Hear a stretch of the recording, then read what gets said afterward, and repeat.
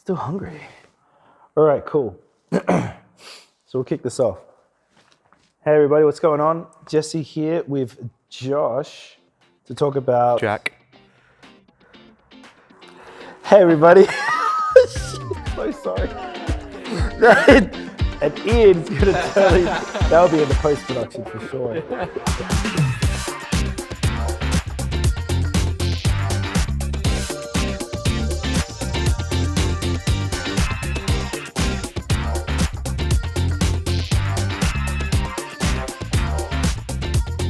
Everybody, this is Jack here from the coaching lab, and we're just going to talk stories here today. Nothing scripted, just taking it easy, really. Just drinking some hot Joe, and What a mug. in the mug of life. Look at that. My Pip Boy. No, I fucking love this mug, man. So, Jack, we had a quick story talk a little while ago, but let's have a share again over your journey, man. Like what you were doing, and then how the coaching lab came to life. Like, just run us through. Yeah, I suppose I didn't expect to be here now owning a business, number one.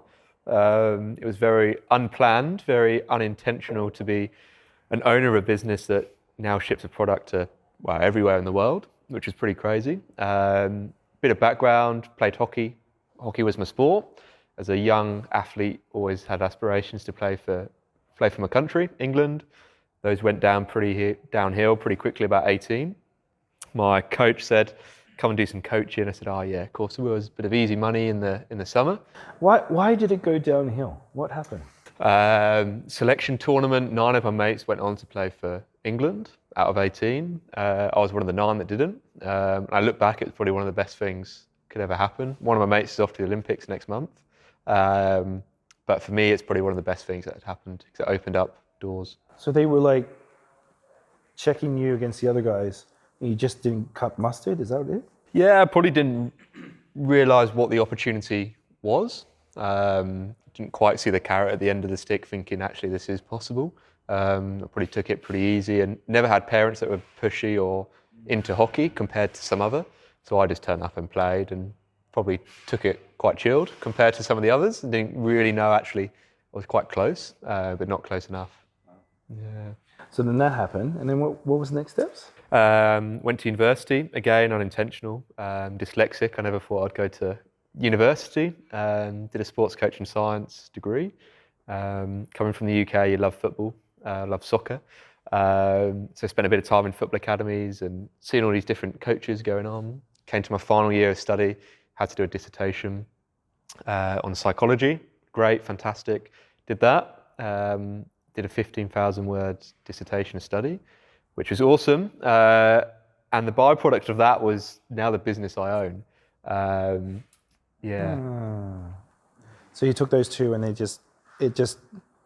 how did it click? How did that come together? I always coached and always studied at the same time.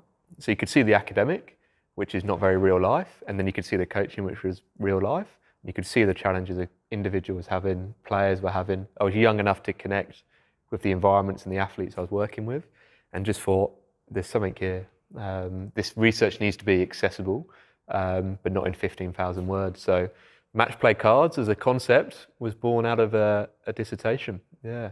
So did you see potentials of this? Like, did you see similarities of this somewhere else? Like, oh wow, this is mine, but maybe something else was out there. Did you see any of that? I saw the impact it would have in hockey because that was my sport. I didn't quite realise the impact it would have in 35 different countries around the world, and probably not so much hockey now, but all the other sports. So I saw it from quite a small window. I could see the impact and see how it could work, but I didn't quite realise the scale, which was probably a bit of a positive and a negative in a way, because if I knew a little bit more, probably would have started slightly differently, but I knew absolutely nothing. Ordered 100 units, put one tweet out with some crap branding, and learned something every day. So just how did that come about? Like when you started, you're like, okay, I might actually start a business using these things I've learned in psychology and give it to these kids and some, I don't know, whoever your students were. and see what this is going to look like? Did it have a picture? Did you? Started from Post-it notes, then it went to some cardboard from the reprographics department at university, and then went to plastic that's now sourced, outside of the UK and Australia in a factory that's then organised. It started, from Post-it notes to some printed paper with the pictures, and then now to plastic. But someone saw it and said, I think this is cool. I think it could have impact. When it was the Post-it notes, when you first introduced that, it's like, hey guys, I want to give this a try. How did that go down? They probably look at me anyway a little bit crazy because I was always slightly different, and I pride myself on being a little bit different. So I don't think it came as too much of a surprise. But the connection with the athletes I was working with was awesome, because they're responsible for their own learning. So if you give them a challenge, they're playing football or rugby or whatever it might be, give them a challenge, they go and own it. It's their responsibility. So the impact was cool in terms of me seeing it, but also them seeing me value them and value the game as well. So, so from what I understand, just correct me if I'm wrong, each of the cards, you got two groups of cards. Yep. One is based around a sort of skill set to develop on, and the other one's like adding a type of life skill that's played within a game structure. So that, which are kind of almost the same thing, but they're slightly different. And then you give these to coaches to then execute on for that training session. You got it. Is that pretty much it? Yeah, so some team and player challenges. So if we were playing a game, the coach might give us, you're one team, you get a challenge. I'm the other team, I get a challenge for our team, and we go and play against each other. But I don't know your challenge, so I've got to try and work out what you're doing, but you've got to try and work out what I'm doing. So it's almost a game within a game. So let's say we're playing soccer. Yep. All right. How do your cards work in that game? Would be that example would be one. So you'd get a team challenge that's responsible just for your team. Well, give me a team challenge. Team challenge. The value of the goal is worth the amount of players involved. The value of the goal is worth the amount of players involved. So the coach would use that card thinking, okay, they're going to pass more, or they're going to use their teammates more. So it always connects back to the session kind of theme or skill focus, but just using a challenge that promotes that certain outcome. Or it might be score the next goal and it's worth triple. So there's always an incentive to try and go and score the next goal. Right. Okay. And so, just for example, the value of the goal is worth the value of the team. Did I say that right? Value of the goal is worth the value of the players involved. It's worth the value of the players involved. So 3 people would be 3 goals. Or if I decided just to dribble all the way through, just be 1. Right.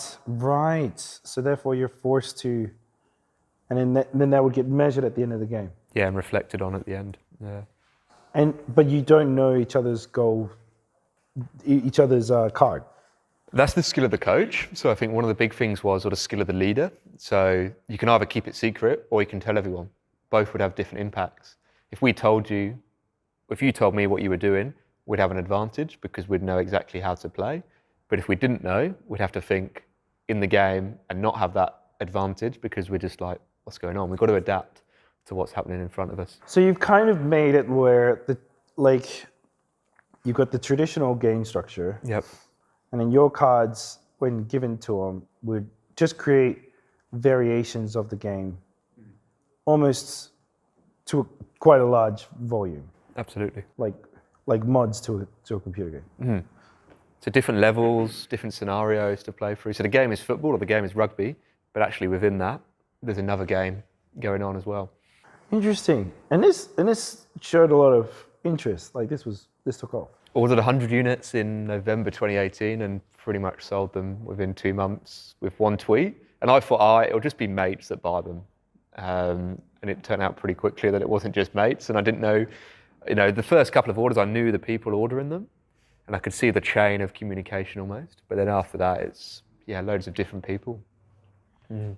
Do you think it's because they wanted this kind of variant or style? Like just because the only thing I can compare this with is computer games. Like in a computer game, for example,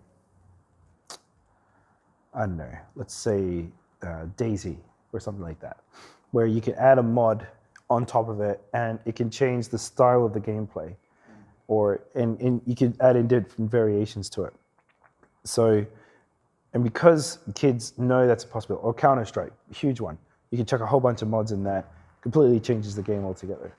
And because they have this feeling to know that, yes, there is the original game, but then there are variations to the game, it makes the original game have almost like a renewed life to it. Would that be what you're like trying to do to traditional sport? Yep. And trying to bring this out? So every kid would ask, when are we going to play a game? Because they go to training because they want to play a game. Yeah, that's right. I don't want to sit around and kick in a circle. So it's almost removing that question because they're always going to play for a game. And computers, games, and video games are probably a good example of, we want to gamify sport, so levels, level 1, 2, 3, 4 is going to get more complex as you go. So the more cards you put in, the more complex it's going to be. Or you press pause on a game because you can then come back to it after. So you press pause on the game of football or rugby or whatever, and then you come back to it. Or you look at a game, almost like Mario Kart, where you get a superpower that when you do something, you then get rewarded for it, or you need a bit of support, you're at the back so you can do this. It's the same in sport, and the cards are built around that gamification sort of stuff. Because when I played it, it was always, this was a while ago now. When I was playing, I don't know, I played baseball, soccer, and touch rugby. Yeah. And in those three, it was always, you would have a training session where you'd like be with your partner and just be throwing the ball, practicing grab and throws. And then there's soccer where you do your sprint or runs or your drill passes. But it was always the game that was like the best part. Yeah, it was always at the end probably as well. For 10 minutes at the end after an hour session. So are you bringing forth the game part forward and having inside the game the actual training? Is that kind of what's going on? To me, everything should be the game. Everything should be gamified in what we do, whether there's points connected to it, there's challenges, there's levels, there's feedback. You don't play a game and you don't know what level you're on. You always know what level you're on. And you always know there's another level to get to. And exactly the same, and I don't believe that a game should be the reward for good behaviour at 10 minutes if we've got time, we're going to play a game. Yeah. Actually, if you start with a game, everyone's going to arrive a lot earlier and you can get some buy-in. Dude, I got so pissed off actually. My son's just started to take up basketball. Yeah. And the coach, you can tell he's a student. He's learning how to be a coach and all this stuff because he's taking on kids that are 4 years old, which is how old my son is. And we would be doing basketball passes and like just bounce passes and just how to dribble, real basic stuff. But he went for 6 sessions, and on the 6th session, I said, okay, today's going to be the day. Actually, going to put him into 2 little teams and play. And I was like, oh, so we're going to have a game today or something? Yeah. He's like, well, it was in the training lesson to do today, but I'm not going to do it because we haven't learned how to do passes. We haven't learned how to do this. I'm like, who cares? Let them run and just play. So they'll do travel, so they won't pass correctly. At least learn how to work in a team as infantile as they are. And it just kind of bugged me. But I mean, I thought that's the training that's going on, Yeah. It's the skill of the coach, I suppose, is to coach through the game. And I'm a big believer that you would start with the game and kind of work backwards. Like we said earlier, everyone wants to play the game, so why leave it to the end? But if you start with a game, and then actually the kids might be really good at dribbling, so you might not spend as much time on that. Or you might even make it even better. But you start with the game and then work backwards from it. Maybe we need some cards, Jesse. Maybe I should go down and give him a hand. Yeah, you should give him your cards to get an idea. So now that you've got this business and it makes sense, now that, breaking it down a bit, how is it taking you to work this? Because you're saying this is your first business you ever done, or? Yep, first business. What's it like the first year or so? What's it been like for you? A few people have asked this question. It's interesting because I've got nothing to compare it to. It's very good. Number one, I absolutely love it. I can do what I like. And I say that in a way that it's not self-indulgent, but I can do what I like to help others. So actually what I do has an impact on everyone else. You know, it's not my business, it's in a brand, it's a company. So it's really refreshing to know that something I'm doing is having an impact on others. And my dad was a big believer. He doesn't know much about business, but he's got a lot of common sense. And when I first started, number one, he was big on the plastic. He said the cards have to be plastic. You can't have anything else. So I stuck with him on that one. And he said, number one thing, don't try and make money. Try and help others, and then you'll make money after it. You know, so my dad worked for British Gas for 30, 40 years and never owned a business, but just had that life skill sense. And that was probably something that I've had to remind myself of continuously over the past 2.5 years. Your dad's right, man. He's absolutely right. The amount of people that try to make money but don't add value, or don't add, like, the value point is he's so right. There's so many people that will try and push something, but to actually know that value is actually the number one thing. Funds come from the value created. He's right on. Yeah. So. And I look at now, it's kind of growing month on month. There's a question of where have you heard about match play cards from? So when someone purchases them, and Twitter and referral are by far the biggest two. And referral is the nicest one for me because it means it's organic and that I'm not always doing the talking. Actually, other people, Jesse's got some cards, he's talking to somebody else about them, and then it's coming back into here, into my business. So that's kind of refreshing as well. If that's true, then it comes down to, because how long have you been doing this now? 2.5 years. 2.5 years. And when did the cards come into the journey of that 2.5 years? Pretty much kind of a couple of months into it. So pre-launch was September 2018, and they were shipped in December 2018. Okay. All right, cool. So in that approach then, so you've got this organic approach building in, this organic arrangement with people starting like, yes, Jack's awesome. These cards have changed the game. Yeah. We've been able to increase our members by 20% because it's not boring anymore. They're playing what they want to play. So yeah, huge investment opportunity. I mean, huge benefit to the investment we've put into this.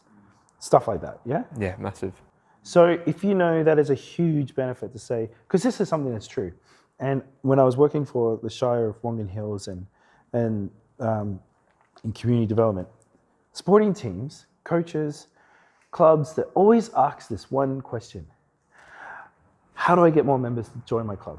And how do I keep them on for longer? That's like bread and butter question. Do you get that a lot?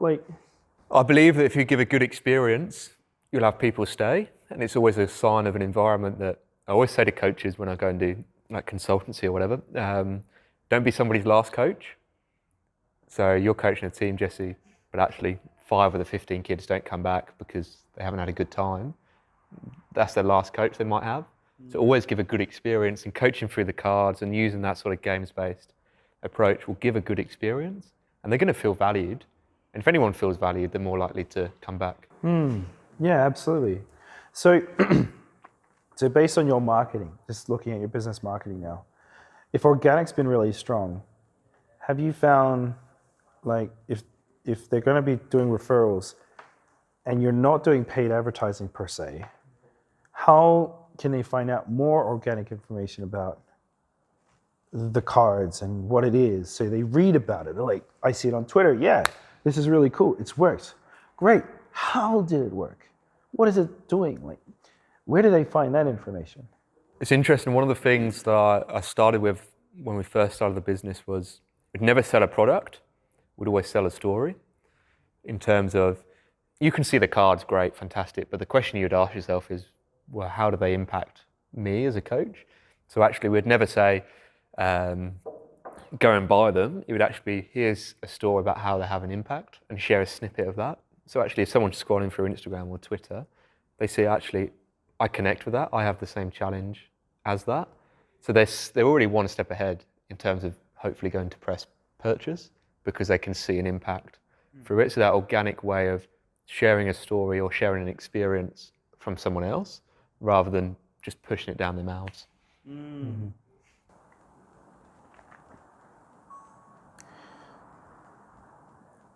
I don't know where to go from there. Because I want to say there is a point where they do read the story, they want to know a little more to be able to get that conversion on your website. And it's getting that breakdown. It's because you are breaking into psychology and you're breaking into learning about different, it may not be the right terminology, but it's the only one I know, different modifications to the game. Yep. And each modification to the game, it almost makes like, what is that modification? How is that improving? What are the cards doing of each one? Can I know the entire deck lie or like any of that? Now that I know that's work. I know it's a lot of work, but is that something that you've considered? A little bit, yeah. Something I'm quite conscious of is you give too much away. In terms of the core product is actually the impact that if I give you a card, that's the impact, a connection between two people. So I could give you them on paper and just, you could say it, but you're not going to have that same connection. And actually, if I give them all away, they can go and make their own, potentially. So actually, it's about not giving too much away, but teasing them with, here's the impact. Here's a few examples about where you can use them, who you'd use them with. Yeah. So you're worried about getting copied? A couple of people have tried, and they failed miserably. What happened? During COVID in the UK, a couple of people had way too much time on their hands and thought they'd make some quick cash. So they thought they'd try and replicate. I was pretty pissed off at the start because it's the same colour, pretty much the same font. And then I looked at it and I spoke to my dad again and he's like, they're going to fail because they haven't got the energy to put into it, but also the love and the purpose behind it. Mm-hmm. If the purpose is to make quick cash, you're going to fail within 6 months. Dude, all of them do. They're all looking, the only reason they copy is because they see success and they want to duplicate the success. It's almost a, now this is controversial, but it's almost a compliment to get a copycatter. Yeah. Because they're effectively saying, you know what you're doing, I know I can follow you, and if I do follow you, I have the potential to also make money like you have. Mm. It's easy to say, oh, motherfucker, you copy my shit, I'll fucking smash you, bad fucking website, you know, get right into it, but it really is, but what can you do? Like, you're gonna put a cease and desist letter, throw some IP. Now I know the IP lawyers will be like, yes, you can, after thousands and thousands of dollars. But so everything's copyrighted, number one. All the content is copyrighted. Ah, was that expensive? It's an investment more than expensive. I don't think it was, it wasn't huge expense for the impact and the protection that it has got. That was probably one of the first things. Wow. Oh, you did do that. So have you thrown any cease and desist letters out there? When you throw some big words at some people, they get pretty nervous pretty quickly. And they soon take them down and don't copy them. Mm. Oh, that's funny. Well done. Okay. So if that's the case, and you know that you've got that leverage, then it is building around your community. Mm. I think you said you've got a Facebook community as well or something, right? Yeah, Twitter's probably the biggest one of all of them. It's about 9,500 followers. Facebook would naturally be big-ish, but not as big as probably Instagram is or growing. And that's probably the one platform I see the biggest area of growth is Instagram. So why is Twitter, is it just because your main audience is in London or the UK? The UK is probably the main audience, but then you look at the other markets of Canada, America, Australia, in terms of coaching and sport, they're probably all on Twitter. Okay. And you can share a story more effectively on Twitter than you can Instagram, because on Instagram people look at a picture before they look at the text, whereas actually on Twitter look at the text probably before the picture in as much detail. So you can share more content in terms of it's emotionally connected with the person hopefully going to buy them. Interesting. And the retweet is a huge one. The retweet and the favorites, because more people can see it straight away. So how is this going to progress forward? Like how does this story get larger? How do you build upon what you are now? Yeah, someone asked that question the other day. for a project I'm doing. And I said I want it to be the Uno game of sport, or top trumps. Every person pretty much in every country of the world would own an deck of Uno cards, or pack of top trumps, or whatever. And I want my product, my cards, to be the equivalent of that. I'd love them to be, that's the vision, and the aim is for them to be in every single sports club and school organisation around the world. Paid marketing is something to look at as well. But more than anything, it's about getting them in front of people and having conversations and growing it that way. So how are you going to do that? Because Uno's been around since I was a kid. You're looking at 45 years? Yeah, it's a long time. Something around there. So to do that, like, because your demographics, it's coaches? Coaches and schools. Yep, between the two, pretty even. Right. So I'm just going to play devil's advocate here. Uno is usually found in like Kohl's and Target and Kmart, and it's a general home-based product. So would you say that you're going to make variants of your current variant to be more at an even more social level than, and is that really a demographic you'd want to chase? I suppose when I say Uno, in terms of the popularity and the understanding people have got of it, because wherever you go, you can probably get a deck of Uno cards, and you could play it with different people in different areas around the world. So it's more about, where does a football coach shop and look for resources, and where can my product be put for them to see it? If I look at America, where in America do soccer coaches or rugby coaches or ice hockey, what is their pathway to get resources, and where do they need help? And then I'm looking, okay, well, if that's the funnel they're going to go through, where can I put them that they have the most eyes on, and be as visible as possible? Because the cards are where you're like, they're your hero product right now. Like, they are number one. So then is a natural progression to expand upon the hero cards, or break into providing the actual equipment of the sports and going into sport equipment, and then follow into that space? Like, I think probably before the equipment would be education. So every coach wants help. Okay. Every coach wants help. So you're going to go that way? Yeah, probably towards that, well, here's the cards and here's a bit of theory or education. Let's connect them together. So if you used to buy a deck of cards, you might pay $15, $20 every now and then to have a consultation or a workshop with your coaches. You times that by however many in various different countries around the world, you're then almost selling just as much education support as you are cards as well. But it keeps a connection between me and the customer that's buying them as well. That's really interesting. So you're putting a training course together or something like that? Yeah, and we do a couple at the moment. So if an organisation was to buy 12 decks of cards, I'd go in and help them out. We'd have a workshop, we'd have a webinar for them to get the most out of them, because there's almost some hidden tips and tricks behind the scenes. So it's just about helping them to go forward. That's cool. And so then you give them that, and I'm assuming it's free while it's getting developed? Yep. But in the future, you're looking to turn that into a value proposition and put a price tag to it? Yeah, would be the plan.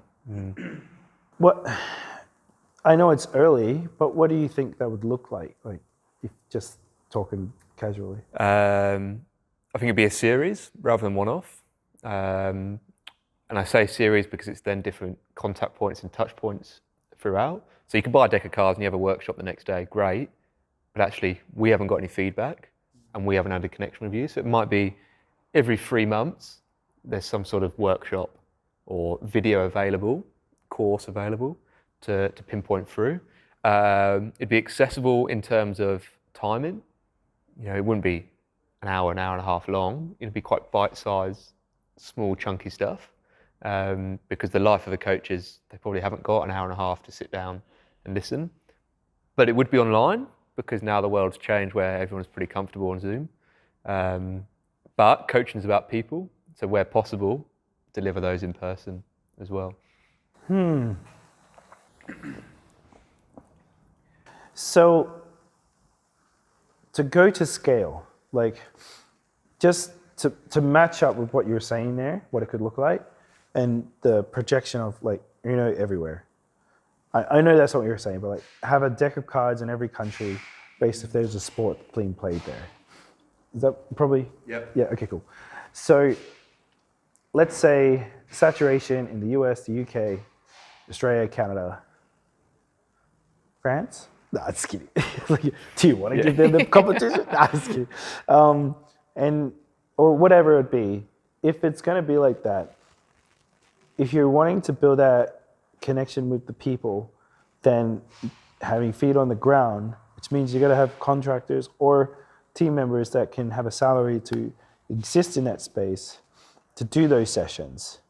Now, the only one I can think of that would connect on that level would be like BlackRoll. Well, they'll do training sessions over fascia, the physicality of the human body and how their products are to help with muscle recovery and all this stuff. And so there's a huge hour session.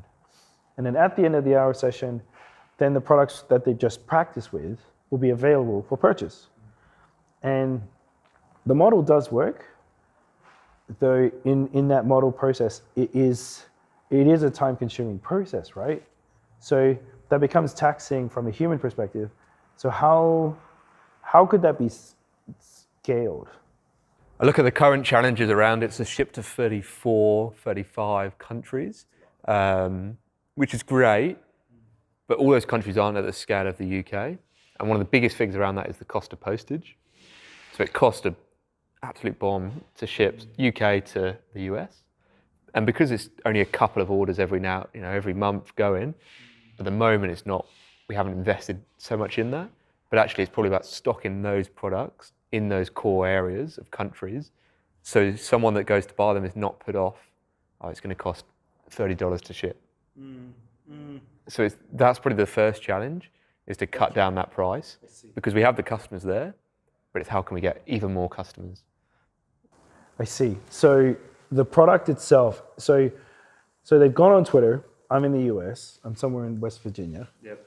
I seen I got my NFL boys who are learning how to play better in the sport, and then your product comes up with the potential for them to learn better team mateship, all that good stuff. And then I watch one of the stories. I come to your site, I buy it, and from what you're saying, a big restriction point is the international shipping charge. People are happy to pay it at the moment. Okay, cool. But not as many as we really want. If you drop it down, you get better conversion. Yeah. All right, that's pretty basic math. Yeah. Okay. So then, say that continues on, and then the focus will be then to find an advocate there? Yep. And then build on that? Yeah, or even retail is another option. Okay. Where would an NFL coach go to get their equipment? Okay, they're going to go to this shop, but actually, can we stock in that shop next door to a coaching board? So they're seeing that, but they're also seeing the product next door to it as well. Yeah. Oh, dude, huge potentials. So are you entering the retail space? Yeah. Exploring it. Yeah. Exploring at the moment. Rebel Sport or something like that, or? Yeah, or probably even more the small time places. Yeah. More the specialist sports places. So the local hockey shop or the local footy shop that might sell specialist this or netball this. Because then that's probably where you're going to really target certain people as well.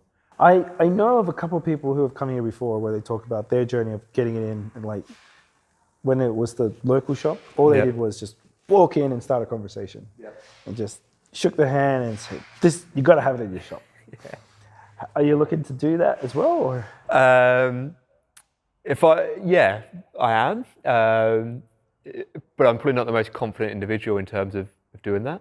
I'd almost want to know the numbers. I'd probably want to know a script almost of, well, what am I going to say? Here's my numbers. If they buy at this price, they can sell it at this. So almost doing the work prior to getting to that stage.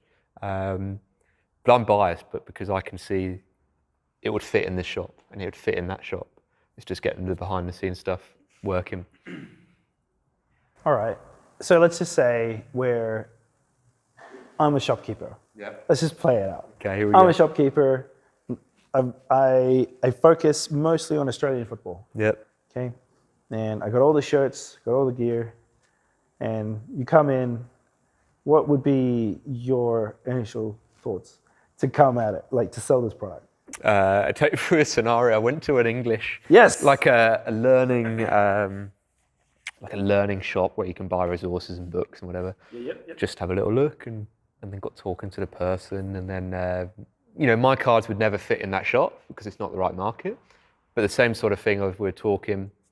She goes, "Oh, how can I help you today?" I said, "Oh, I'm just looking at. I work in the sports business. This is a product I've got." And almost going it through it that way. So not going straight in, "Jesse, here's a product I want to sell you." Actually, I might do it quite discreetly and go and look at something and let them come over to you rather than me go to them, if that makes sense. So actually there's a bit of a mutual connection in the middle. Why? Why would you do that? Is it I think it says a lot about the company. okay? You go into Apple straight away. You don't have to go to someone there, they come to you. So there's almost a bit of it says a lot about a business, I think, how they approach you, what they say, if they're interested, if they're not interested. Lululemon is probably a prime example. Okay. So I went in there, buy some shorts, and they asked what you do for a living. I said, okay, I'm a sports coach, I own a sports business. Here's 25% off with our research and development kind of program. So because they showed an interest, you're then going to show an interest in their learning and development. What's Lulu? Is that? Lululemon is like a retail sportswear Okay. stores. So what was the research? 25%? You get 25% off if you work in the sports sector, if you give feedback on the product. So obviously 25% is great because the products are pretty expensive anyway. But they showed a real interest in, okay, what do you do for a living? Where are you going to use this product? How are you going to use it? Before they even said, oh, here's 25% off. But they came to you and spoke to you. Maybe I need to be more confident, Jesse. I'm going to call you out, and I think that's go. exactly what it is. I feel, just based on this conversation, I feel that there is definitely an opportunity for you to expand in your courage to just talk to the strangers and just see and get some no's. I think that's what it And comes even my down face to. and like personal brand is probably not over the business at all. Because it's not, I don't want it to be about me. I'm a big driver of it, of course, because it's my business. But I'm not the front of the business. Like it's not the Jack Rolfe coaching lab. It's the coaching lab. But it's getting that balance right because personal brand is also important. I do know what you're talking about, because then if for some example down the line, should you choose to sell it, it's easy to trade off because you're not stuck with the name on your product. Some people really want to stay with it for quite a while, and so they'll chuck their name on it. So that's my brand. But I can see why that is the case. But I definitely feel that there is opportunities to say, like going into a store, hearing their side, absolutely, but then connecting their direction with your direction and aligning them up. If there is a place to synergize and align that up. Because if there is, you're going to lock in sales, baby. And then it's down the pipeline. And I look at it in a sports context of clubs as well. You mentioned one earlier of your son going to play basketball. It's almost, well, I'll go down and deliver a session. So they can sort of see it. And actually, here's the local netball club. All right, I'm going to go down and do a session around the cards. My kid won't freaking, well, maybe if the training was there, it probably would have gone down really well. Because, he's literally learning how to bounce the ball.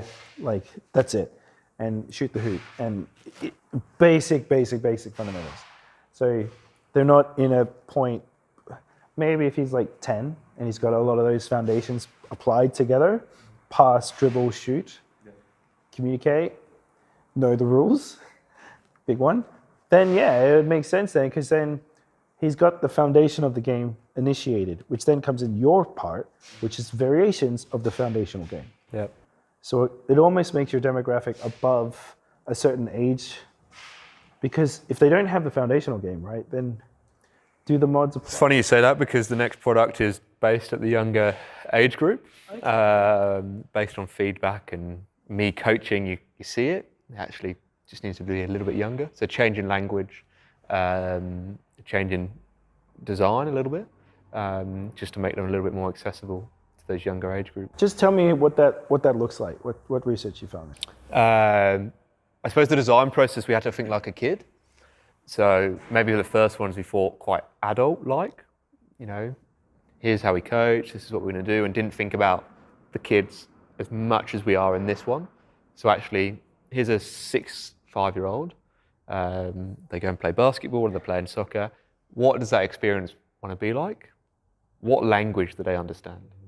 What makes their experience the best possible experience ever, and help the coach out with the content as well. Right. And then through that, make games from that, which become the cards. Yeah, which are going to be around certain themes, which shall be revealed. But yeah, themes that connect with kids. To be continued. Themes that will connect with a kid straight away, because every kid knows the movements and knows the characters as well.